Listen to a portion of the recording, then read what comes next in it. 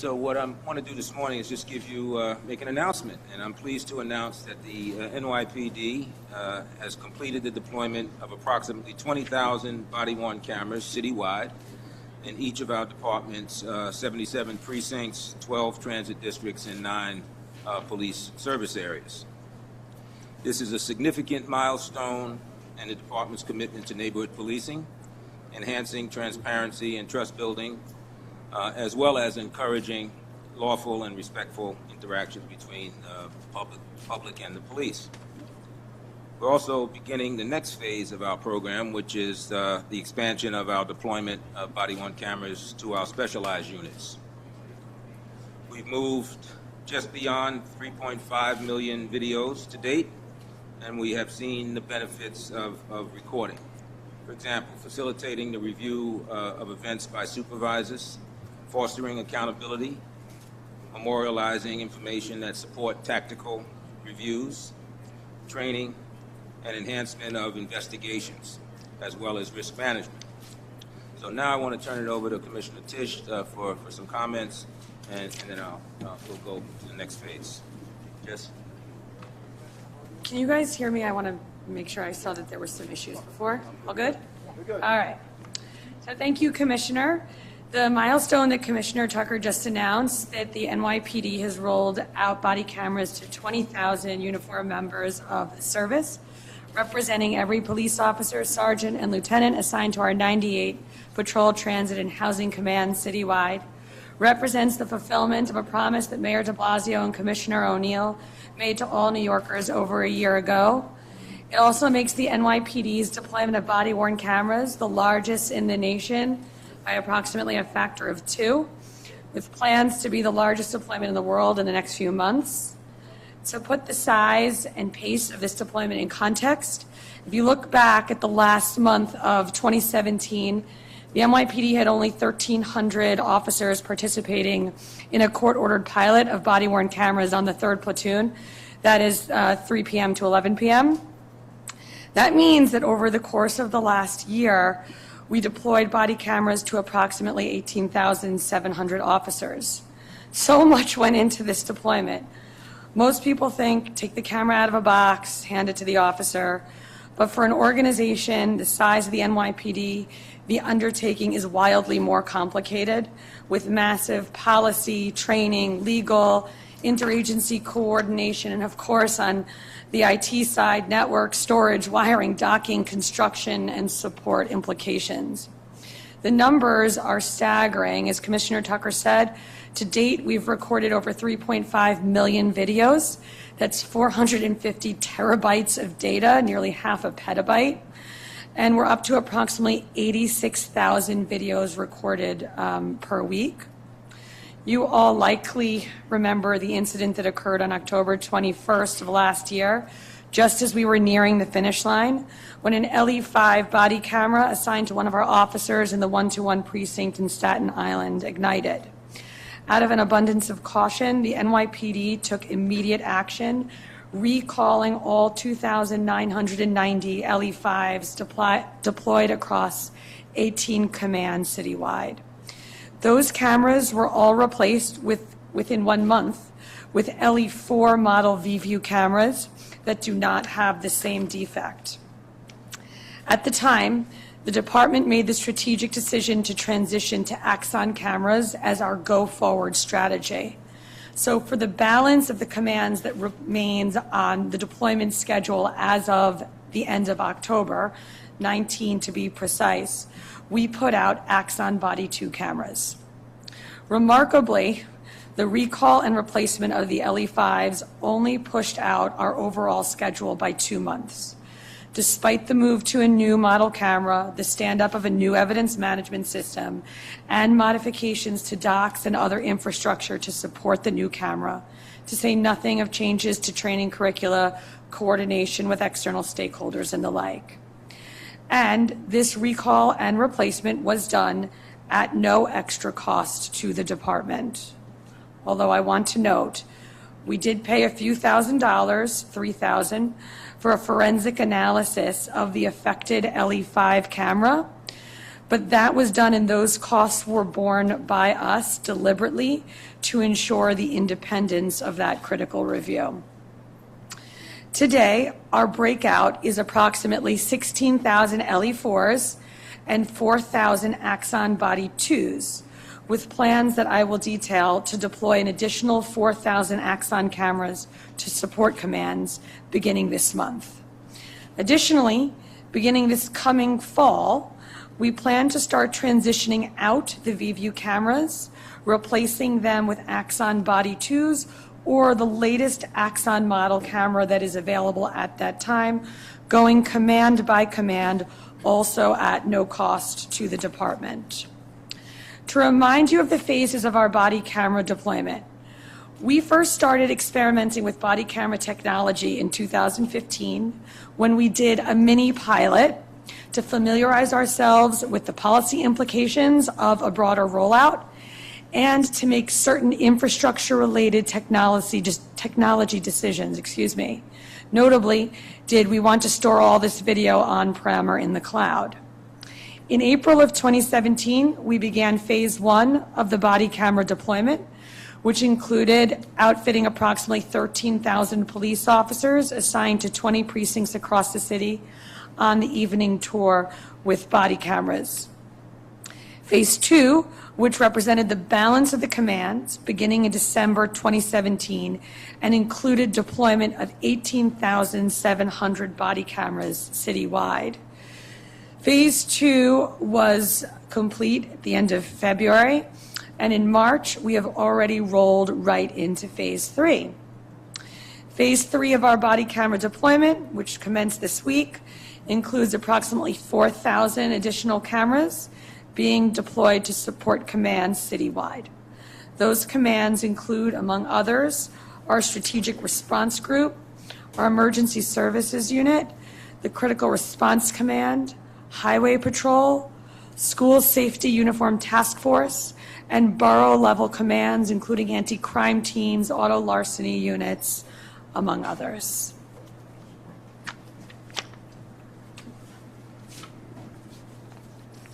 Thanks, Jess. So I think you get a sense if you listen to the progress we made in such a short period of time when you think about the complexity of the procurement process, when you include that, which took about how long, Jess? A year and a half? And then, the rest of the purchasing of the getting the cameras online, getting everyone trained up, really pretty incredible. But the impact here in the department and certainly on our relationship with communities is I think, profound in many ways, based on some of what I raised with you and shared with you a moment ago. Now, let me give you an update on where we are with respect to body-worn camera video release. As you know, the department has taken the position that body-worn camera video related to critical incidents would be released when appropriate. In May 2018, the court issued an injunction against further release of body-worn camera video as a result of litigation brought by the PBA. On February 19th, just a few weeks ago, the appellate division in the first department ruled in favor of the NYPD and lifted the injunction.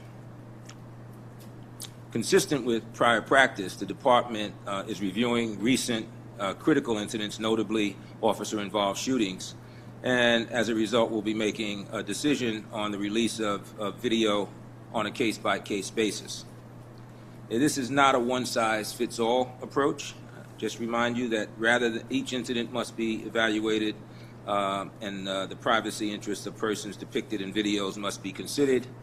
And after balancing competing interests, for example, stakeholders such as prosecutors, investigators, transparency, officer safety, educating the public about what took place and so forth, the police commissioner will at some point determine in each of those instances when it's appropriate to release such video. So we'll open it up for questions. Rocco?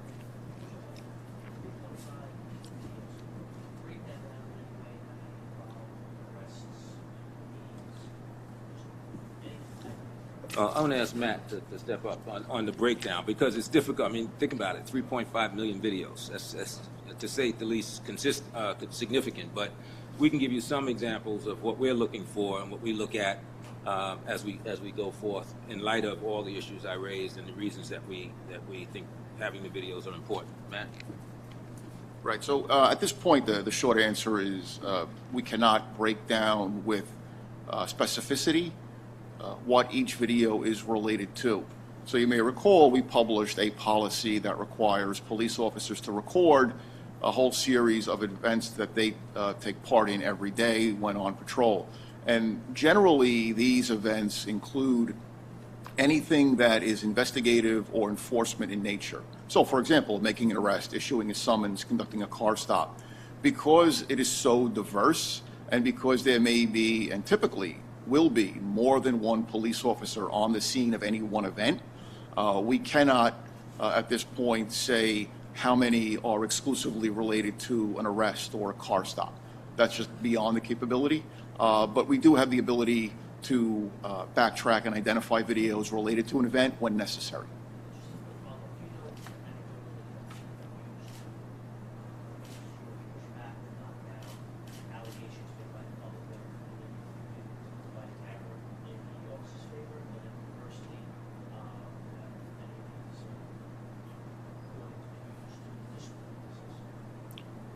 In general, the answer to all of those questions are yes. Body camera video, and this was part of the promise of body cameras, that they would provide greater transparency, produce a contemporaneous record of what transpired during any given event. We do have protocols in place to provide video to the Civilian Complaint Review Board. Also, our Internal Affairs Bureau has access to body camera video, and we make it available to prosecutors and others as needed. Body camera video may at times be inconclusive, but we have had experiences where body camera video has captured incidents that have been relevant one way or the other. It may support a police officer's account or it may support a civilian's account. But the video is there, it is available, and we do use it. As far as discipline, discipline for not following the policy is something we look at, and it's evaluated on a case-by-case basis. It depends upon what violation of policy occurred, the severity of that violation, whether or not there was a prior history, how long the member had a body camera. So all those things are considered, but there has been everything from instruction and retraining to discipline imposed for a violation of the policy, which includes failure to record.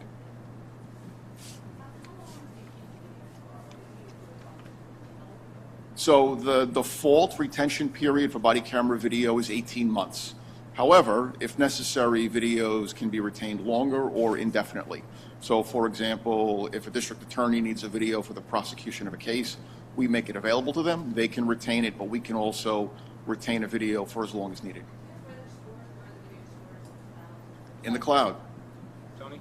Commissioner, earlier in the week, Commissioner O'Neill indicated that videos, body cam videos, assignments and shootings were on the verge of being released in consultation with the DA's office. Release all the some relevant videos. Is that progressing further along? Yeah, well, you know, with the injunction, obviously, there's several other videos that have occurred in that interim period from the time the injunction was placed, and then obviously after it's lifted, since it's been lifted. So we're in the process of reviewing all of those videos, and Simonson is one of those cases, and we'll make a determination. The police commissioner hasn't yet been even gotten to the Simonson case, other than the review that we've done through our Force Investigation Division. But in terms of release, it's still unclear when that will happen. So is there an effort to have them made public, or some sort of mechanism where they can be publicly reviewed? Well, we'll make them available as we have in the past. Recall initially when we began the program and we released those first 4 videos in those incidents, we released them fairly quickly. but it was based on each one of them. One was real quick. The other took, I think, a few weeks longer. And I think it's going to be that way with every case by case. We look at what we're looking at, and I again remind you that we're talking to prosecutors about the circumstances under which we might do that, but we're also looking at the implications for the officers and what stage of the investigations and the review process looks like. So can't commit to exactly when. But when we do it, we'll do it probably in the same way we've released them in the past, and we'll give notice to the officers before we do. But we'll also give notice to any parties involved in those videos as well, which is the practice we've been engaged in. Does the department review every video that's taken, or is there a specific part of the department or division that does that, and for what purposes? Well, we try to review as many as we can. We're talking about 3.5 million, but we expect our officers in the command, supervisors in each precinct, at the borough level, lieutenants and captains and investigators, and so lots of people are looking at these videos. Obviously, not all of them, but and certainly those that are involved in more serious events. Those are the ones we pay attention to. But certainly, there's a lot of review taking place for training purposes, in cases where we're not only looking at situations where we're looking for misconduct, but we also look at what's working, what works well, and we use these videos as well as part of training for both recruits as well as in-service training, so that officers get an opportunity to see how to do it right, but also to get a sense of what can go seriously wrong with respect to officer safety and other factors as well. And there have been some lawsuits regarding foils and whether videos are publicly available, somebody files a I don't know the status, but where do those stand? What's the current policy regarding? Well, I'm going to ask Commissioner Prunty to give you a rundown on that, and she's been involved in the review of several hundred of those cases that have been foiled. Good morning. So our current FOIL process is really quite straightforward. Anybody who wants documents, and that would include body-worn camera footage, can go to our website. There is a link there to the city's open records portal, nyc.gov, and you can submit a request. Once that request is submitted, you'll get a letter acknowledging receipt in approximately 5 days. And from there, our body-worn camera unit, if it pertains to a request for a body-worn camera footage, we have a body-worn camera unit in the Legal Bureau. And that's a unit that's staffed with approximately 14 people, including attorneys, uniform and civilian personnel. They will take a look at the request. They will apply the FOIL statute to that request. There are a number of different exemptions to disclosure under the FOIL process. Some of the important ones would be personal privacy. For example, you can have a body-worn camera video that shows the inside of someone's home. It might show a domestic violence victim. It might show a sex crimes victim. So there's going to be personal privacy implications. And if they are, that's an exemption under FOIL. Another important exemption would be endangering the life or safety of an individual, and that's another exemption that may apply. So there's a whole series of exemptions under FOIL. And once that is analyzed by our attorneys, then there's a redaction process to eliminate those portions of the footage that fall under those exemptions, and from there, it will eventually be released to the requester. So. I can tell you that in 2018 we had 1,127 FOIL requests to the body-worn camera unit. That resulted in approximately 700 responsive videos that had to be analyzed. And now, because we were under a restraining order for a significant period of time, as the Commissioner mentioned, we also have a backlog, and we're working through that backlog. I think we had about 220 requests. That amounted to about 1,000 videos, so we're working through that backlog as well. During the course of the injunction, no, we were prohibited from releasing video to the public. Prior to that, we were working on them, yes. As far as I know, they had been released, yeah.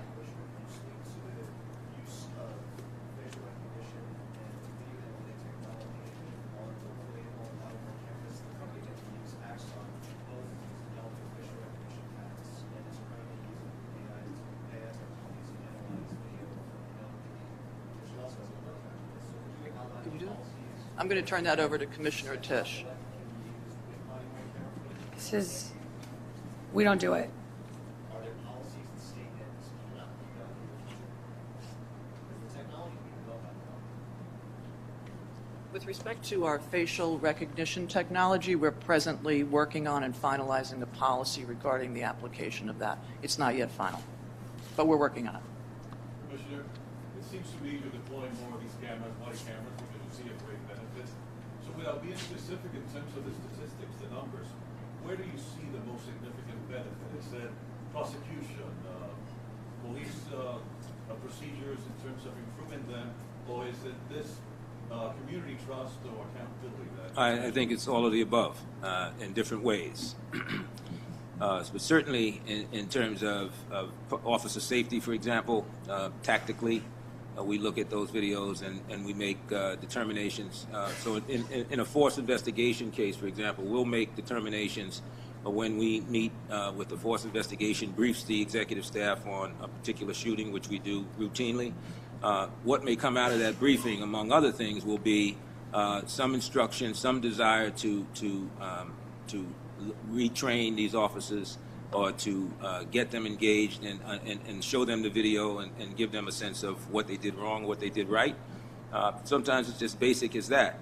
And so it goes to tactics. It goes to, and that's really instruction. It's not disciplinary based. Typically, it's just instructive. And that's been a good thing. Certainly, the feedback we get from the public pretty routinely is the fact that we are more transparent. The fact that they feel comfortable engaging with police officers, the fact that officers do and are supposed to let them know that they're being recorded when these encounters take place. And not all of them are adversarial. I mean, it could be a traffic stop or something like that. But the sense is that this is working well. We are evaluating always that aspect of it, and certainly with respect to stop and frisk in particular.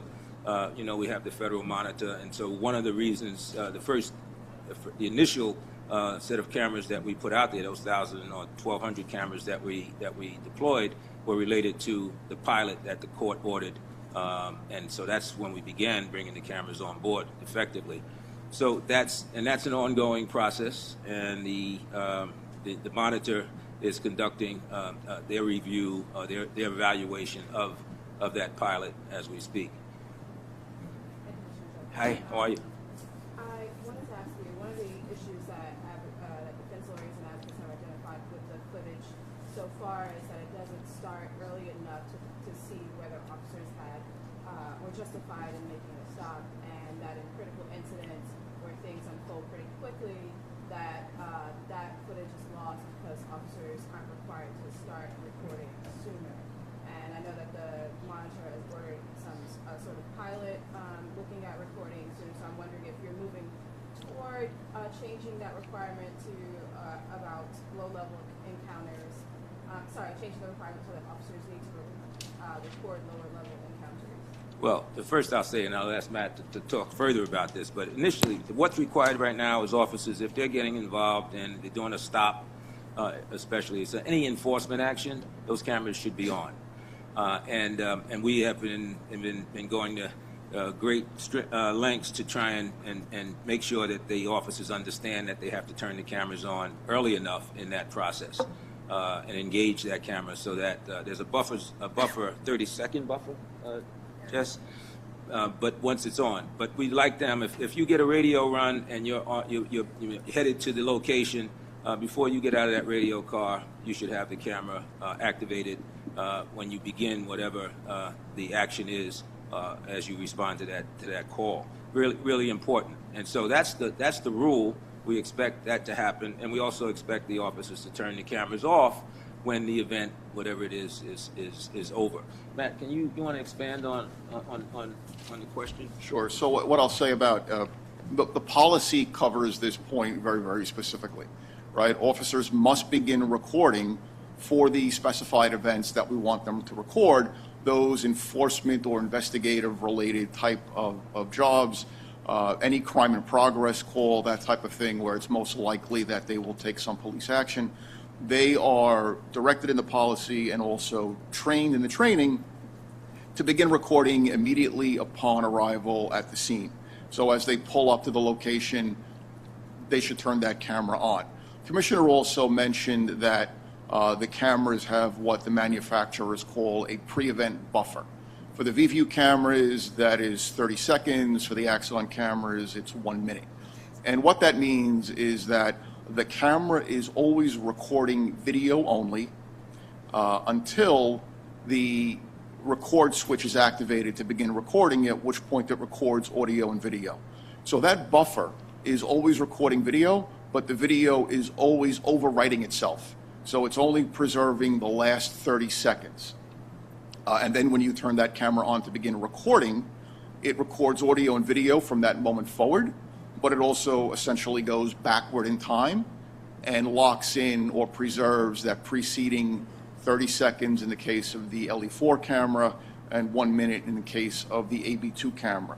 So that's done, and we like that feature because, as you all are well aware, police work can be very dynamic and unpredictable.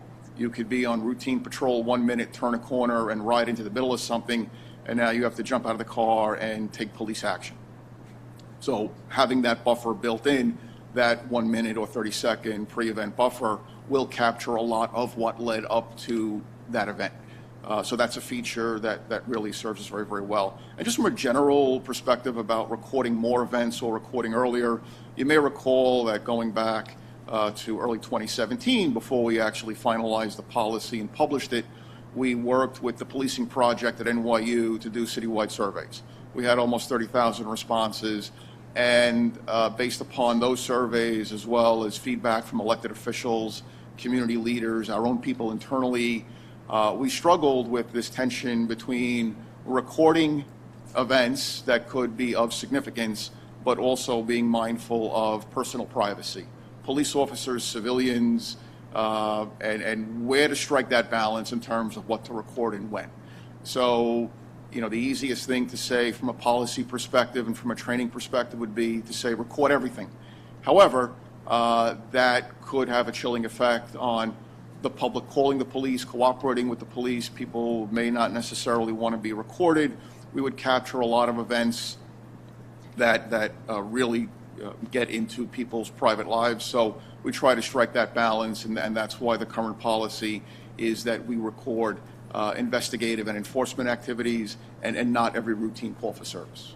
Right, but are you seeing, I mean, in your view, are you seeing officers turn on their cameras in a timely manner? I mean, we saw with the police shooting near the courts in the Bronx that the officer, when she approached the car, didn't have her camera on, and so the footage started well after the event was over. Right. So one of the things we also cover in training is that safety and tactics come first.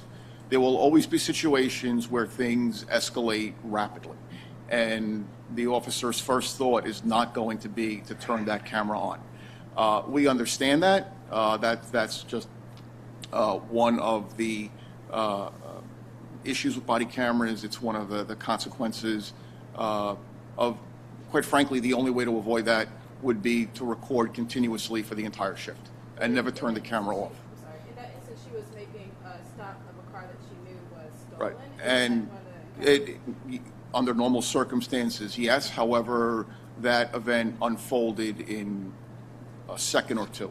So when something happens that quickly, that will happen where sometimes, again, the priority is always proper tactics and safety. So we train officers to be mindful of that, but to also activate their camera as soon as practicable.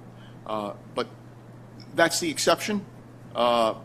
We've reviewed thousands of body camera videos, and I can tell you that almost every one of them begins with a view of either the steering wheel or the dashboard in the car.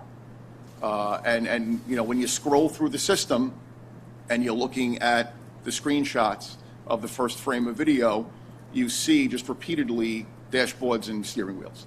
So the vast majority of officers are getting it right. They're recording, beginning the recording at the appropriate time. There are always going to be these one-offs where things are, like I said, it's the nature of police work. Things are unpredictable and very, very dynamic. And sometimes things happen just very, very quickly and unexpectedly, and things unfold in a matter of 1 or 2 seconds. In that case in the Bronx, they did activate their cameras very soon after, and the pre-event buffer actually captured most of what led up to it. Tony? Yeah, Commissioner Prunty, you mentioned the FOIL backlog where you are now because of the injunction.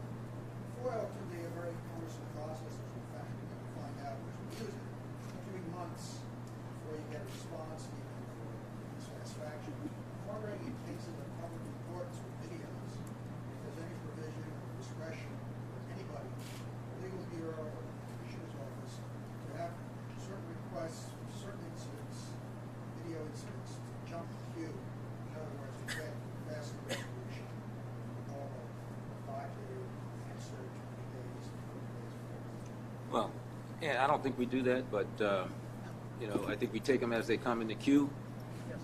And that's in part because there's a process. And so they get reviewed in the way in which in the order in which they come in, Tony. To the extent that you're suggesting that maybe there's some reason that it should be prioritized. In almost any instance like that, where there's been a shooting or some serious injury or some action by police, it's almost always going to be under investigation in another, you know, through our either FID or through some other investigative unit, maybe even at the local level. So it's not as if that's getting lost in the shuffle, that particular information. And the folks who may be requesting that information, it's not that we would even during as part of the FOIL process, we probably wouldn't release it anyway. We would hold on to it for investigative purposes. So, I mean, I understand why you're thinking about it that way, but that's not the way the process works. And so they're not in tandem. You know, the FOIL process sits on a separate track away from our investigative. Previous disclosures, like before the injunction settled, there were 3 or 4 incidents where the video camera footage was disclosed fairly promptly after police-involved shooting. Yeah. So what I'm asking is, in these now, current state of reality, is the commissioner going to use his discretion to have those, any requests that the media makes or anybody else makes, have those videos that prevent the public importance jump the queue and not have to go into the first come, first served. Well, that the commissioner's decision process is less to do with FOIL and more to do with just his determination about when to release the video. Remember, as I mentioned in my opening remarks, we made a commitment to releasing videos, and so we will do that. We'll continue to do it.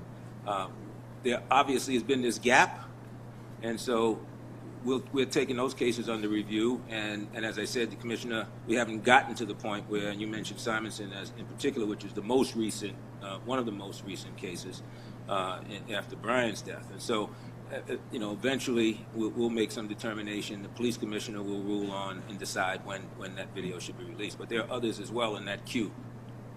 So how does this address transparency then, if it's really still up to the police department to decide when to release it, and there is, let's say, no public database or access in any way? Well, I mean, we're releasing them. I mean, we're not saying we're not releasing them. We will, and we have been. I mean, and I think we demonstrated that in good faith with the first 4 shooting cases early on in the process. And so, the challenge we have is that, you know, none of this stuff is sort of, it's linear in fashion when these events happen. Obviously, one after the other. But also, there are all sorts of other, you know, things that come into play, such as litigation, that interrupts the cycle and the process. And so when we got shut down, and this is a case of first impression, you know, because of since we've been online with body-worn cameras, once we get to a point where we've now in been sued, and there's an injunction, a TRO placed that prevents us from releasing video, that's been several months, and so everything gets freezes, and now we're playing catch up. But not just catch up with respect to the requests that come through FOIL, but also catch up with respect to our decision making around when to release these videos. If they're at that time, we don't keep the process going, and the PC is not focused on each individual case such as it is. We will eventually revisit that, and at some point he will release those videos. But also it doesn't mean that there's nothing we're hiding. There's nothing. And there's no urgency in particular, other than the fact that people would like eventually to see them.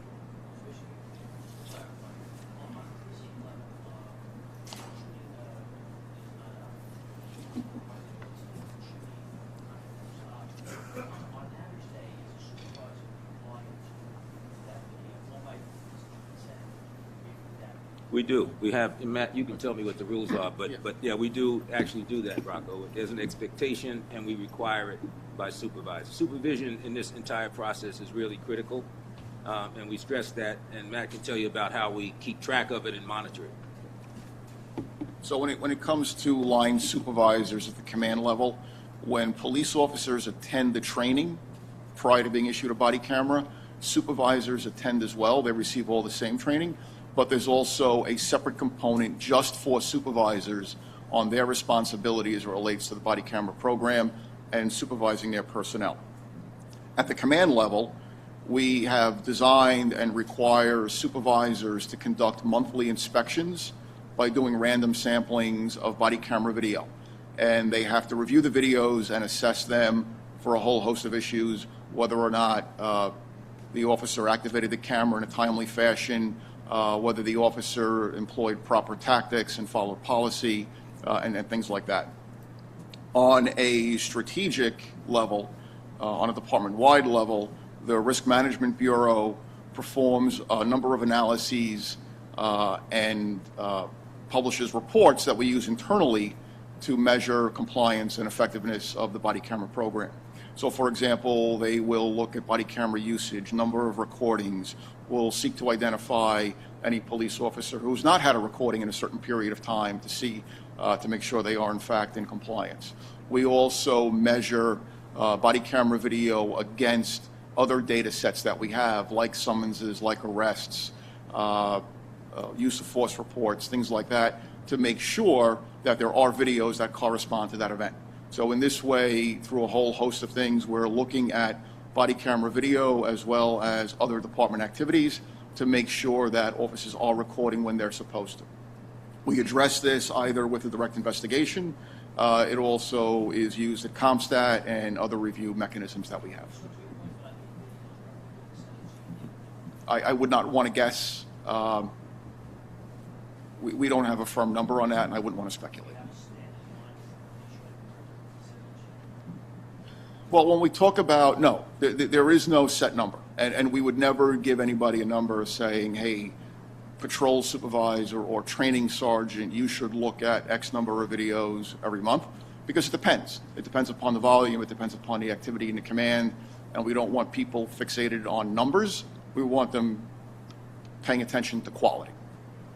And I think, Rocco, just a final comment on that. You know, the goal here is to have a continuous chain of review, you know, on a case-by-case basis. And so in every command, those bosses looking at these videos on a regular basis. That we don't want any gaps. We don't want months to go by. And so that's what we're trying to sort of encourage and, in fact, require, and then monitor it and hold people accountable for doing it, because we miss things if we don't. And as I said before, this video is very valuable for a whole host of reasons, the least of which sometimes is the event itself, but what happens in the background in that scenario. So, but we do, you know, we're being vigilant about that, because we recognize how critical it is. Thanks, everyone.